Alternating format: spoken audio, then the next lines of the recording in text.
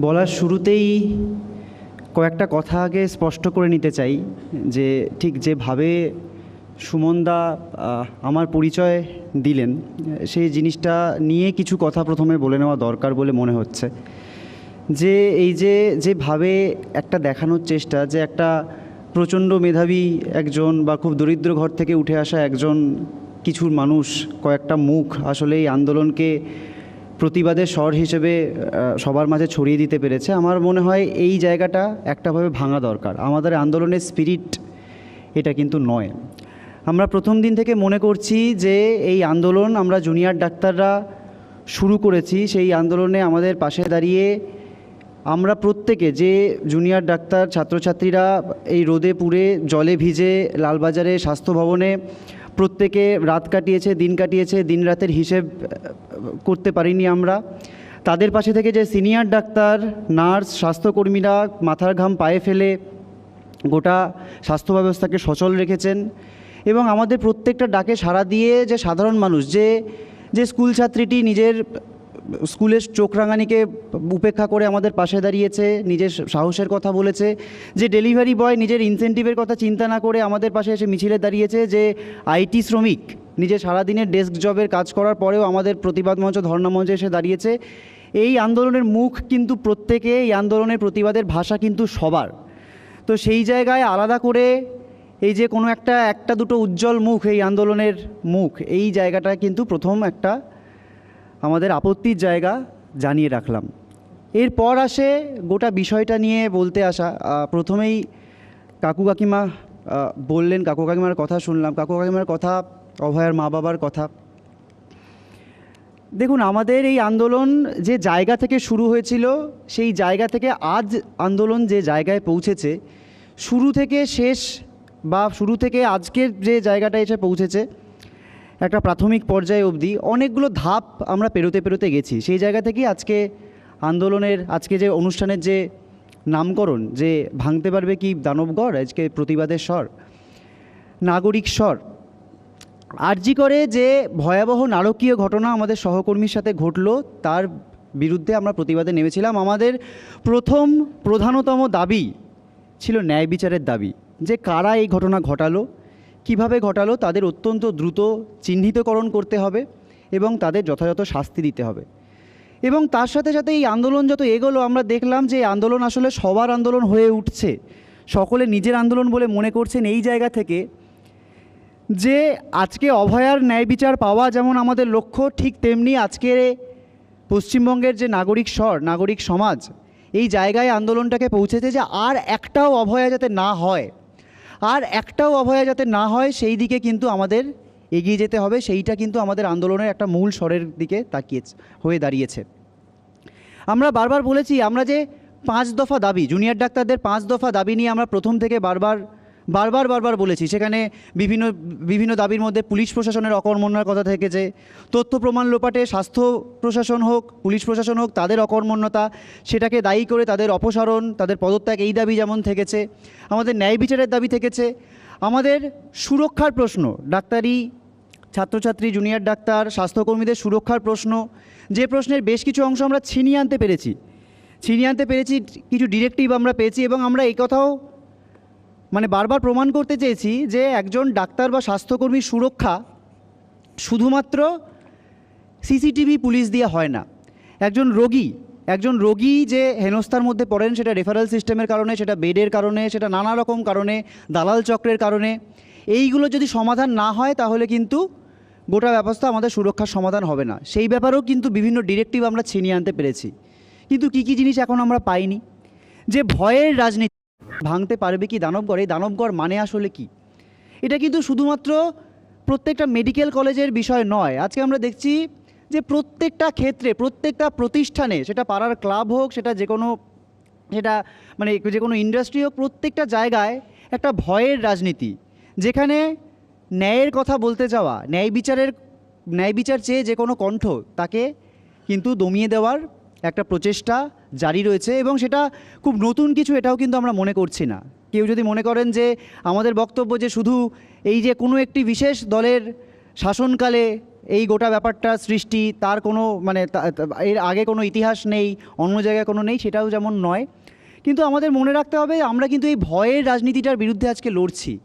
আজকে যে নাগরিক স্বর পথে নেমেছে, এই পথে নামা প্রত্যেকটা মানুষ কিন্তু এই জায়গা থেকে শাসকের চোখ রাঙানিকে একটাভাবে উপেক্ষা করতে শিখছে। আজকে আমাদের পাশে এসে আমরা যখন এই ধর্ণা মঞ্চে বসে রয়েছি, আমরা স্বাস্থ্য ভবনের সামনে দীর্ঘ 11 দিন অবস্থান করেছি, আমরা লালবাজারের সামনে অবস্থান করেছি, আমরা নিজেদের কলেজগুলোর প্রোটেস্ট সাইট ধর্ণা মঞ্চে যে বসে থাকছি, আমরা একসময় পূর্ণ কর্মবিরতি চালাচ্ছিলাম, এখন কিছু আংশিক জিনিস আমরা দাবি ছিনিয়ে আসার পর এখন আংশিকভাবে কর্মবিরতি থেকেও ফিরেছি। প্রত্যেকটা সময় এই সাধারণ মানুষ, এই নাগরিক স্বর কিন্তু আমাদের পাশে এসে কয়েকটা কথা মনে করিয়ে দিয়েছে। আমার সহকর্মী আশফাক এসে একটা কথা বলেছিল, সেই কথাটা আবার আমি উল্লেখ করতে চাই, যে আন্দোলন কিন্তু শিখিয়েছে যে ভয় যেমন ছোঁয়াচে, সাহসও কিন্তু ঠিক তেমনি ছোঁয়াচে। এই গণ আন্দোলন, এই নাগরিক আন্দোলন সেই সাহসের কিন্তু একটা সঞ্চার ঘটিয়েছে। আমরা মনে করতে শিখেছি যে চিত্ত যেথা ভয়শূন্য উচ্চ যেথা শির, এটা আমাদের মন্ত্র। আমরা কিন্তু এই মন্ত্রকে কাজে লাগিয়ে আমাদের বোনের, আমাদের সহকর্মীর ন্যায় বিচারের দাবিতে এতদিন দাঁড়িয়েছিলাম এবং এর পরেও কিন্তু একইভাবে দাঁড়িয়ে থাকব। কয়েকটা জিনিস, একটা কনফিউশন জিনিস তৈরি হচ্ছে যে আমাদের আন্দোলন বুঝি যে জুনিয়র ডাক্তারদের যে আন্দোলন, সেই আন্দোলন একটাভাবে নাকি আমরা এই যে আংশিক কর্মবিরতি তুলে দিয়েছি তার ফলে নাকি স্তিমিত হয়ে গেছে, আমরা নাকি আর আন্দোলনে নেই, এরকম বিভিন্ন উদ্দেশ্যপ্রণোদিতভাবেও এর প্রচার চলছে। আমরা দেখেছি সকাল থেকে বিভিন্ন রাজনৈতিক নেতা ব্যক্তিদের মধ্যে এরকম নানা কথা শুনেছি। এমনকি কিছু সাধারণ মানুষেরও মনে হচ্ছে যে না, এবার ঠিক কী হলো, আমরা যে এতদিন ধরে অবস্থান করছিলাম, নানা কিছু করছিলাম, কর্মবিরতিতে ছিলাম, তাহলে এবার কি আমরা আন্দোলনের রাস্তা থেকে সরে আসলাম? আমরা কিন্তু খুব স্পষ্ট কয়েকটা কথা বলতে চাই যে আজকে এতদিন ধরে আন্দোলনের ফলে, আন্দোলনের চাপে আমরা কিন্তু বেশ কিছু জিনিস ছিনিয়ে আনতে পেরেছি। আমরা কিন্তু রাজ্য প্রশাসন হোক, সিবিআই হোক, সুপ্রিম কোর্ট হোক, কেন্দ্রীয় সরকার হোক, কারুর প্রতি আমাদের ভরসা নেই। কেননা আমরা দেখেছি আমরা যদি আজকে এই আন্দোলনটা এত জোরদারভাবে না চালাতে পারতাম, তখনই কিন্তু এই গ্রেপ্তারগুলো হয়েছে। তখন সন্দীপ ঘোষ গ্রেপ্তার হয়েছেন, তখন টালা থানার ওসি গ্রেপ্তার হয়েছেন, তখন কোনো একটা তদন্তে অগ্রগতি হয়েছে, যখন আমরা আমাদের আন্দোলনকে একদম চরম পর্যায়ে নিতে পেরেছি এবং আন্দোলনকে আমরা দৃঢ়তার সাথে নাগরিক আন্দোলনের সাথে মিশিয়ে সোচ্চারে রাখতে পেরেছি। তখন কিন্তু এই সামান্য বেবি স্টেপস টু জাস্টিসের কয়েক কদম কিন্তু আমরা এগোতে পেরেছি। তাই এই আন্দোলনে কিন্তু আমরা একই রকমভাবে আছি, একই রকম তীব্রতায় আছি। আমরা বলেছিলাম যে আজকে যে বন্যা চলছে, সেই বন্যা দুর্গত মানুষদের পাশে আমাদের আন্দোলনের এটাও একটা ফর্ম। অনেকে বলছে এটা আবার আন্দোলনের কি ফর্ম, বন্যা দুর্গতদের সাহায্য করা? আমরা বলতে চাই এটা কিন্তু একটা ফর্ম। আমরা মনে করাতে চাই যে আমরা জুনিয়র ডাক্তাররা যে আন্দোলনের মধ্যে ছিলাম, তার পাশে এত মানুষ যে নিজেদের সম্পৃক্ত করেছিলেন এবং তাদের আন্দোলন বলে মনে করেছিলেন, এবং যথার্থই এটা সবার আন্দোলন, আমরা মনে করি না এটা শুধু জুনিয়র ডাক্তারদের আন্দোলন। সেই গোটা ব্যাপারটার ন্যায্যতা দিতে কিন্তু আমরা প্রত্যেকটি বন্যা দুর্গত এলাকায়, আপনারা মিডিয়ায় খবর পাচ্ছেন, আমাদের পেজ থেকে আমরা আপডেট দিচ্ছি, প্রত্যেকটা জায়গায় কিন্তু আমরা নিজেদের অভয়া ক্লিনিক নিয়ে, ত্রাণ নিয়ে পৌঁছে যাচ্ছি। পৌঁছে গিয়ে আমরা সাধারণ মানুষের পাশে থাকে, এটা ঠিক পাশে থাকা নয়, যে সাপোর্ট, যে সহযোগিতা এবং আমাদেরকে নিজেদের মনে করে নেওয়ার যে ভাষ্য তারা দেখিয়েছেন, সেই ভাষ্যেরই একটা অঙ্গ হিসেবে আমরা কিন্তু পৌঁছে যাচ্ছি এবং আন্দোলনে এটাও একটা ফর্ম।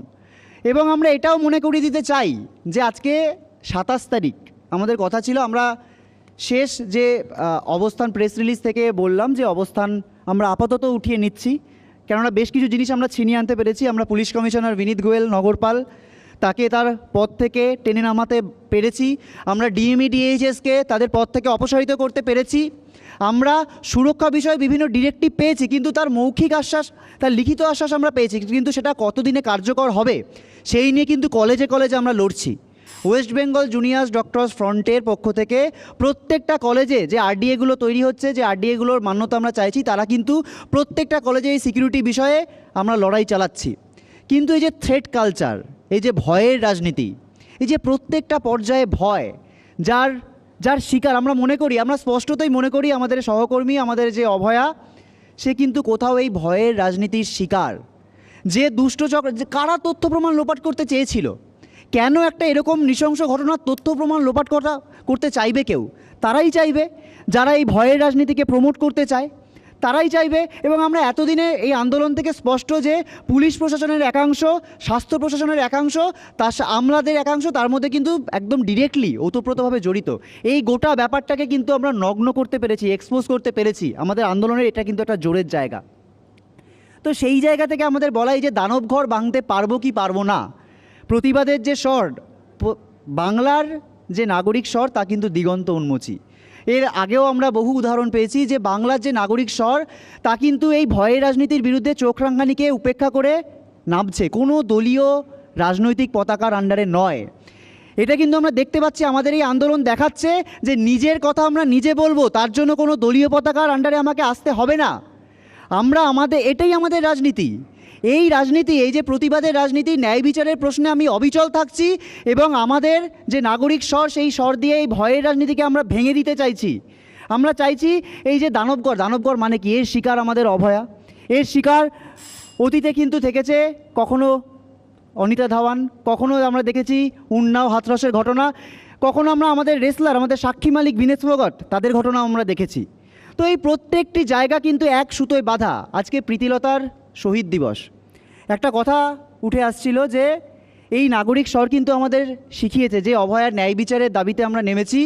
সেই অভয়ার ন্যায় বিচারের দাবিতে এই স্লোগান দিয়ে আমরা কিন্তু নেমেছি যে প্রীতিলতার এই মাটিতে ধর্ষকদের ঠাঁই নেই, প্রীতিলতার এই মাটিতে ধর্ষকদের ঠাঁই নেই, ধর্ষকামীদের ঠাঁই নেই, ধর্ষণ মানসিকতার ঠাঁই নেই। এই গোটাটাকে আমরা উপড়ে ফেলতে চাই। তাই আমাদের আন্দোলন কিন্তু, আমরা যতদিন না এই ন্যায় বিচার পাচ্ছি, আমাদের অভয়ার, আমাদের সহকর্মী ন্যায় বিচার পাচ্ছি, আমাদের আন্দোলন কিন্তু আরও তীব্রতর হবে। যারা ভাবছেন যে আমাদের আন্দোলন স্তিমিত হয়ে গেছে, তারা ভুল ভাবছেন, তারা একদম ভুল ভাবছেন।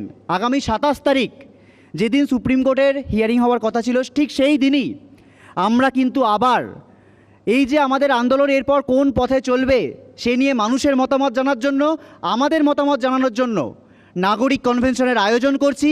সেখানে প্রত্যেকটা মতামত আমরা নেব এবং তারপর থেকে 30 তারিখ, 1 তারিখ, 2 তারিখ, এই প্রত্যেকটা দিন আমাদের আন্দোলনকে কি করে আমরা তীব্রতর করতে পারি সেই রূপরেখা কিন্তু আমরা জানাবো। ফলত কেউ যদি মনে করে থাকেন যে আমাদের আন্দোলন আসলে স্তিমিত হচ্ছে, তাদের মনে করে দিতে চাইবো তারা ভুল ভাবছেন। আমরা আন্দোলনে আছি। এবার বলতে পারেন যে সামনে তো পুজো, মানুষ কি উৎসবে ফিরবে না? আমরা কি আটকাচ্ছি মানুষকে উৎসবে ফিরতে? দেখুন, আমাদের যা মনের অবস্থা, আমরা হয়তো খুশি মনে কোনো একটা উৎসব পালন করবো, এটা হবে না, কিন্তু আমরা কাউকে আটকাতেও চাই না। যারা মনে করছেন উৎসবে আসবেন, আমরা উৎসবেও আছি, তারা থাকলে আমরা তাদের আটকাতেও পারি না। কিন্তু আন্দোলন, আমাদের যে দ্রোহ, সেটাও কিন্তু আমাদের কাছে উৎসব, আমরা কিন্তু তাতেও আছি। ফলত এই প্রত্যেকটা জিনিসের বিচার না হওয়া অবধি এবং আর একটাও অভয়া যাতে না হয়, এটা সুনিশ্চিত না করে আমাদের আন্দোলন কিন্তু থামবে না। এইটুকু প্রতিশ্রুতি আমরা দিতে পারি। জুনিয়র ডাক্তার যারা আমরা রয়েছি, তারা প্রত্যেকে, আমরা জানি আমাদের পাশে প্রত্যেকে রয়েছেন, সিনিয়র ডাক্তাররা রয়েছেন, স্বাস্থ্যকর্মীরা রয়েছেন, বাংলার প্রত্যেকটা মানুষ রয়েছেন, ভারতের প্রত্যেক মাসে রয়েছেন এবং বিশ্ববাসী রয়েছেন। আমরা এই জোরকে নিয়েই কিন্তু এই দানবগড়কে ভাঙার উদ্দেশ্যে আমরা কিন্তু এগিয়ে যাব। এটুকুই।